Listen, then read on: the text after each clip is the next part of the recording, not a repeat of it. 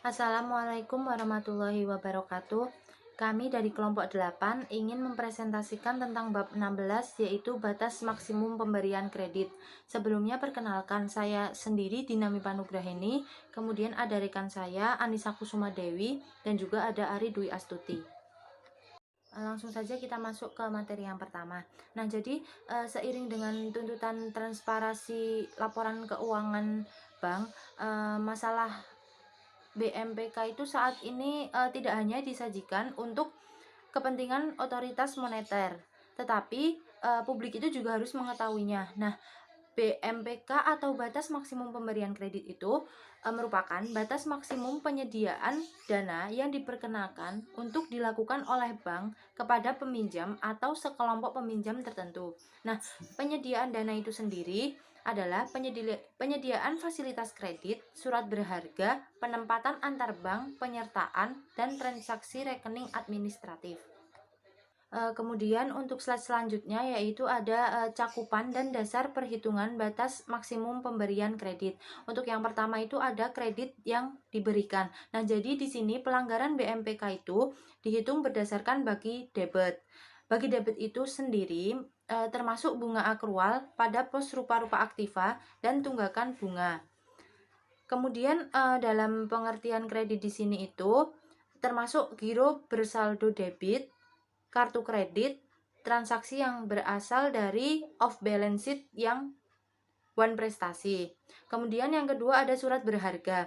Nah, perhitungan BMPK untuk pembelian surat berharga dengan Note Purchase Agreement atau NPA dan pengambil alihan dalam rangka anjak piutang didasarkan pada harga perolehan, yaitu harga nominal dikurangi dengan diskonto yang diterima seperti SPBU. Kemudian yang ketiga ada penempatan pada bank lain. Nah, perhitungan BMPK pada pos ini itu didasarkan pada nilai nominal, kecuali sertifikat deposito dan surat berharga yang dinilai berdasarkan nilai perolehan. Nah, penempatan ini dapat berupa giro, deposito, call money, kredit, sertifikat deposito, dan surat berharga. Kemudian yang keempat ada penyertaan. Nah, pelanggaran pelampauan BMPK untuk pos ini didasarkan pada jumlah dana yang ditanamkan oleh bank dan didasarkan pada penyertaan yang tercatat di neraca. Penyertaan dalam hal ini hanya pada lembaga keuangan dan tidak melalui pasar modal. Nah, kemudian yang kelima yaitu ada transaksi rekening administratif. Nah, untuk pos ini terdiri dari garansi yang diberikan dan risiko kredit dari transaksi derivatif.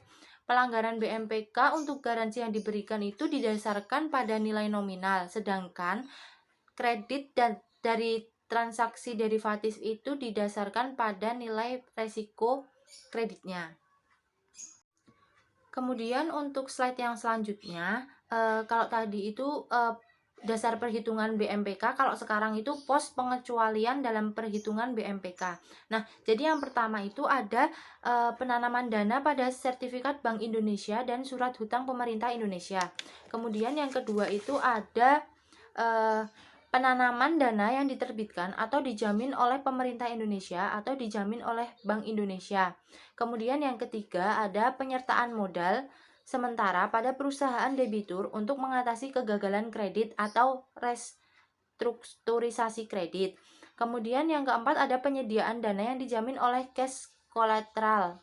Penyediaan dana ini dijamin dengan SBLC yang dianggap cash collateral dikecualikan dalam BMPK. Namun itu harus memenuhi beberapa syarat. Di antaranya yang pertama, bank telah melaporkan mengenai aktiva produktif yang dijamin SBLC dan realisasi pencairan SBLC. Kemudian syarat yang kedua, SBLC itu harus diterbitkan atau dijamin oleh prime banks yang memiliki peringkat minimal A dari lembaga pemeringkat internasional. Kemudian syarat yang ketiga, jangka waktunya itu harus mengcover jangka waktu aktiva produktif plus 90 hari. Kemudian syarat yang keempat, SBLC itu harus dicairkan selambat-lambatnya 90 hari setelah debitur tidak memenuhi kewajibannya kepada bank atau pada saat kredit bermasalah. Syarat yang kelima, bila SBLC itu tidak dicairkan, maka penyediaan dana ini menjadi diperhitungkan dalam BMPK. Kemudian syarat yang terakhir, khusus tagihan kepada prem bank yang berperingkat A dikecualikan dari perhitungan BMPK sebab dianggap tidak beresiko. Nah, hal ini disamakan dengan tagihan yang dijamin SBLC yang dikeluarkan oleh prem banks.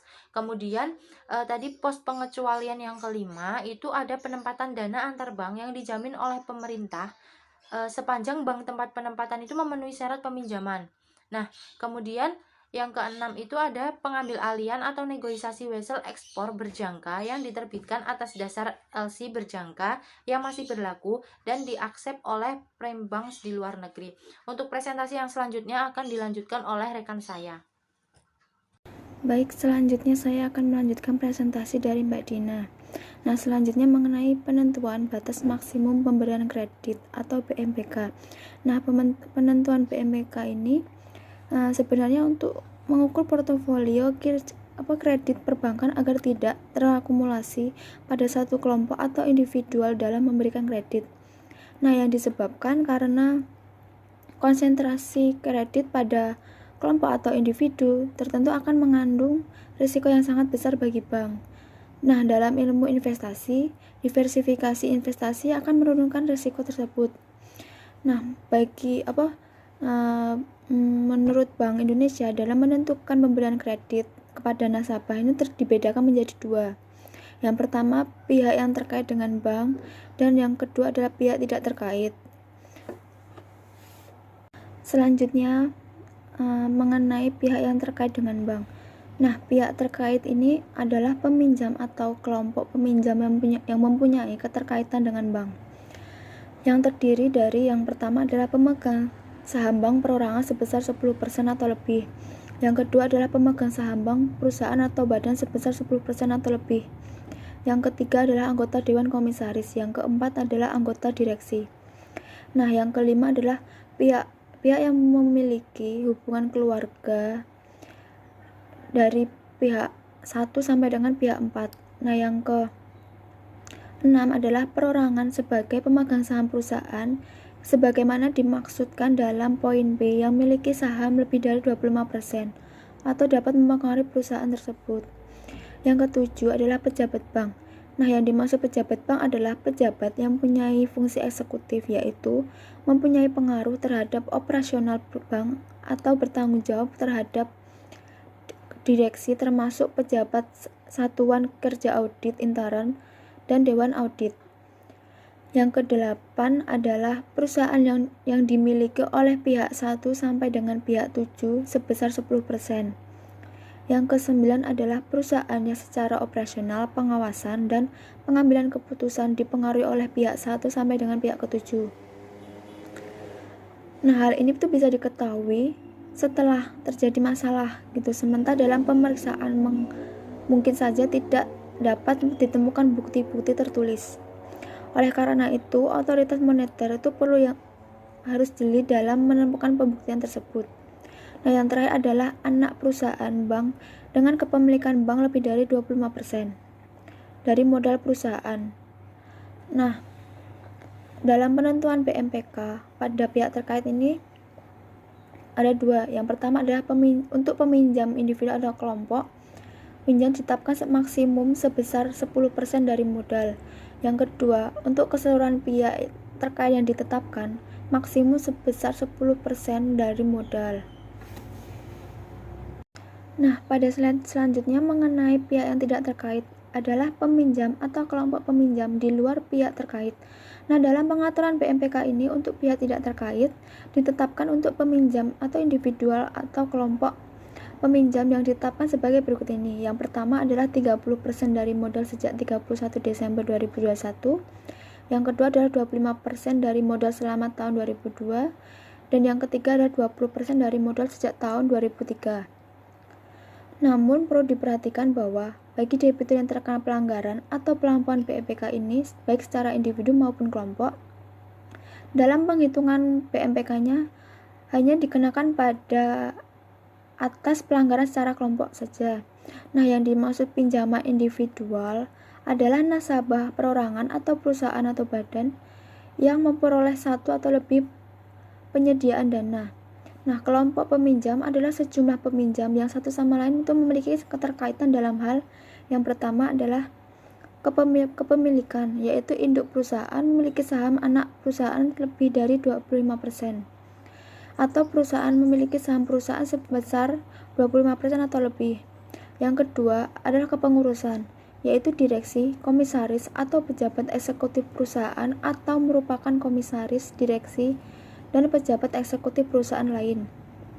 Yang ketiga adalah hubungan keuangan, yaitu suatu perusahaan bertindak sebagai penjamin penyedia dana yang diterima perusahaan lain atau yang memberikan bantuan keuangan kepada perusahaan lain sehingga mengakibatkan adanya pengendalian usaha oleh salah satu perusahaan tersebut.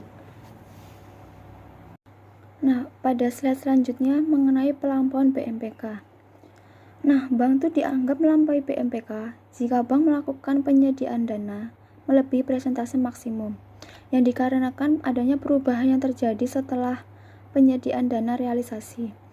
Nah, pelampauan BMPK yang terjadi akibat gejolak nilai kurs dan penurunan modal bank atas penyediaan dana yang telah diberikan itu tidak dikategorikan sebagai pelanggaran BMPK. Nah, kurs yang menjadi dasar adalah kurs neraca bank pada akhir bulan. Nah, formula yang digunakan dalam menentukan pelampauan BMPK adalah penyediaan dana pada tanggal laporan BMPK itu dibagi modal pada tanggal laporan BMPK dikalikan 100% dikurangi BMPK. Nah, pada slide selanjutnya ini mengenai pelanggaran BMPK. Nah, pelanggaran BMPK ini dapat dilihat apabila pada saat bank melakukan realisasi penyediaan dana itu telah melebihi dari persentase maksimumnya. Nah, untuk itu bank harus menolak realisasi dana yang dilakukan debitur. Apabila berdasarkan perhitungan dengan formula akan mengakibatkan terjadinya pelanggaran BMPK. Nah, penolakan itu bisa dilakukan bila dalam perjanjian sebelumnya memberikan pernyataan tentang klausa ini. Sehingga dengan ketentuan tersebut, maka dapat dikatakan bahwa bank yang tidak memiliki modal atau bahkan capital adequacy ratio negatif secara otomatis melakukan pelampauan atau pelanggaran BMPK. Bank yang memiliki CAR sebesar 0 atau minus dilarang untuk memberikan kredit atau penempatan dana pada umumnya, kecuali telah mendapatkan persetujuan pemerintah untuk mengikuti program rekapitulasi perbankan.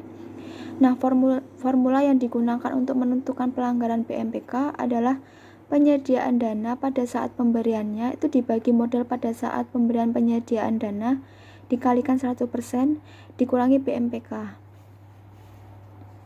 Saya Nisa Kusuma Dewi akan melanjutkan presentasi dari Mbak Ridwi Astuti. Materi selanjutnya yaitu terkait dengan pelaporan akuntansi pelanggaran BMPK. Pelaporan mengenai posisi BMPK harus dilakukan oleh bank komersil kepada bank sentral, pihak terkait, dan pihak tidak terkait. Laporan tersebut menyangkut pelampauan BMPK maupun pelaporan pelanggaran BMPK. Secara rinci adalah laporan pelanggaran BMPK kepada pihak terkait, laporan pelanggaran BMPK kepada pihak tidak terkait, laporan pelampauan BMPK kepada pihak tidak terkait, dan juga laporan penyediaan dana dan pelampauan BMPK kepada pihak terkait. Lebih jelasnya, saya akan menjelaskan kasus terkait dengan pelanggaran BMPK pihak terkait. Di dalam kasus ini terdapat PT Bank Permata Hati yang memiliki modal 150 miliar per 31 April 2018. Lalu modal tersebut sebesar 40% sahamnya dimiliki oleh saudara Umar Bakri. Nah, di tanggal 10 Januari 2019, Bank Permata Hati telah menyetujui permohonan kredit saudara Umar sebesar 24 miliar dengan jangka waktu 5 tahun dan grace periodenya 1 tahun. Nah, grace periode ini adalah masa tenggang yang memungkinkan peminjam untuk membayar sebagian pokok hutang dengan bunga pinjaman atau hanya membayar bunga pinjaman saja hingga jangka waktu grace periode berakhir. Di kasus ini yaitu grace periodenya adalah 1 tahun. Lalu untuk kasus ini tingkat bunganya itu sebesar 18%. Komitmen kredit ini dicairkan secara bertahap, yaitu pencairan tahap pertama pada tanggal 15 Januari 2019, pencairan tahap kedua pada tanggal 15 Maret 2019, pencairan tahap ketiga pada tanggal 15 Mei 2019, dan pencairan tahap keempat pada tanggal 15 Juli 2019. Lalu dana yang dicairkan ini setiap tahap adalah sebesar 6 miliar. Untuk pembahasannya, Umar Bakri ini kan pemilik 40% saham Bank Permata Hati, yang artinya memiliki lebih besar dari 10% modal disetor ke bank. Dengan demikian, Umar Bakri digolongkan dengan pihak terkait. Sebab itu, BMPK yang harus ditaati oleh bank adalah 10%. Nah, di tanggal 15 Mei 2019, PT Bank Permata Hati telah melakukan pencairan dana melebihi BMPK bagi pihak terkait. Pemberian kredit kepada pihak terkait maksimum itu 10% dari modal bank, yaitu 150 miliar dikali dengan 10%, jadi 15 miliar. Nah, dengan demikian, sampai dengan tanggal 15 Mei 2017, Bank Permata Hati telah melanggar BMPK. Karena total dana yang telah dicairkan Umar Bakri sampai dengan pencairan tahap ketiga yaitu sebesar 18 miliar. Sedangkan BMPK pihak terkait 10% dari modal bank yang harusnya adalah 15 miliar. Jadi pelanggaran BMPK pihak terkait yaitu sebesar 3 miliar. Lalu pelanggaran BMPK dalam persen ini, hasil dari 18 miliar dibagi dengan 150 miliar, hasil itu nanti dikalikan dengan 100%, lalu setelah dijumlah, dikurangkan dengan 10%, lalu hasilnya adalah 2%.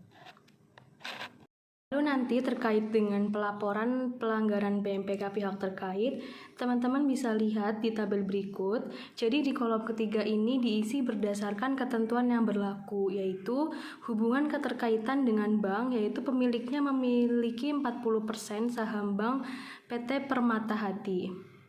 Lalu untuk kolom 6 ini diisi dengan nilai rupiah penyediaan dana berdasarkan kurs tanggal realisasi terakhir yang dilakukan oleh salah satu anggota pihak terkait. Di kolom ke-7 diisi dengan kurs tanggal pembelian realisasi terakhir penyediaan dana. Di kolom 8 diisi modal KPMM, yaitu modal dari Bank Permata sebesar 150 miliar. Lalu di kolom 9 diisi dengan hasil perhitungan, kolom 5 18 miliar ditambah dengan kolom 6. Kolom 6 di sini adalah 0. Lalu dikurangi dengan jumlah dari 10% dikalikan dengan kolom 8, hasilnya 3 miliar. Untuk kolom 10 diisi dengan hasil perhitungan persen, yaitu kolom 9 sebesar 3 miliar dibagi dengan kolom 8 150 miliar dikalikan dengan 100%. Lalu untuk kolom 11 diisi dengan kualitas penyediaan dana, yaitu ada L, DPK, KL, D, dan M.